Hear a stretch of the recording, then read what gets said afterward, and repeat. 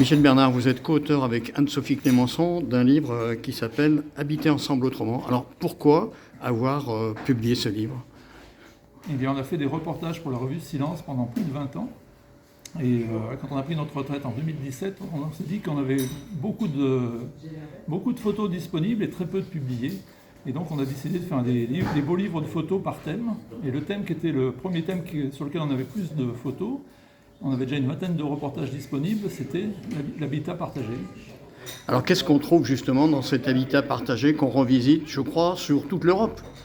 Oui, donc on a essayé de faire le plus divers possible. Donc on a à la fois des cités ouvrières qui ont été faites par les patrons ou des cités ouvrières qui ont été faites par des syndicats. Donc ça c'est pour les choses anciennes. On a des immeubles collectifs qui ont été faits beaucoup après-guerre ou des lotissements. On a eu un mouvement qui s'appelait le mouvement Habitat autogéré après mai 68. C'était la recherche de l'autogestion.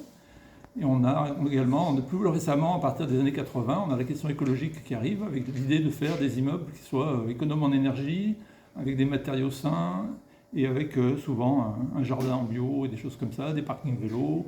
On intègre ce genre de choses. Et donc là, dans le livre, on commence en 1832 et on vient jusqu'en 2017. Et on balaye toutes les couches sociales de la société. Absolument. Il y a des projets qui ont été faits par des gens riches, il y a des projets qui ont été faits par des gens très pauvres. On a par exemple il y a deux Emmaüs là on raconte l'histoire de deux Emmaüs, donc avec des gens qui sont au départ SDF et qui ont construit leur maison. On a des gens qui vivent dans des grottes, d'autres qui vivent dans des roulottes, d'autres qui vivent dans des immeubles assez classiques, d'autres qui sont associés comme village vertical, Villeurbanne, qui sont associés avec un bailleur social. Il y en a 3 ou 4 là, avec des bailleurs sociaux parce que c'est quand même un moyen pour des gens qui ont des moyens, on va dire limités, c'est un moyen d'avoir l'avance financière par le bailleur social et d'avoir des immeubles neufs. Et donc il y a des gens qui font de la construction neuve et puis il y en a qui font de la réhabilitation, donc ça c'est aussi un débat. Il y a ceux qui se mettent à la campagne et ceux qui se mettent en ville. Qu'est-ce que votre regard de militant écolo, cofondateur de Prime Vert, cofondateur de Silence a apporté justement à ce livre ? C'est une question difficile. Disons que c'est sûr qu'on pose des questions peut-être plus sur l'écologie et le social qu'un journaliste classique, parce qu'effectivement on a visité beaucoup de lieux et qu'on voit un peu les différences qu'il peut y avoir. Par exemple, si on prend le débat sur l'autogestion, le mouvement donc après 68, dans sa charte associative, c'est marqué qu'on ne doit pas dépasser 12 à 15 familles, sinon on perd l'horizontalité, c'est plus possible.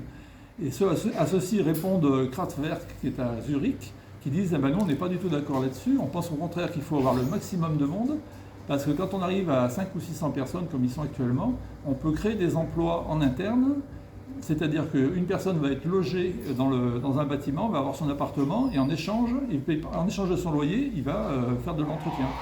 Donc par exemple, à Zurich, ils ont un plombier qui travaille uniquement pour les 500 personnes.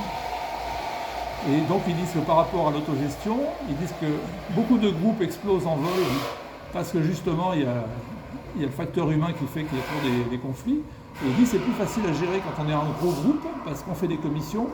Et donc s'il y a un conflit, ça bloque une commission mais ça ne bloque pas l'ensemble du groupe. Débat intéressant.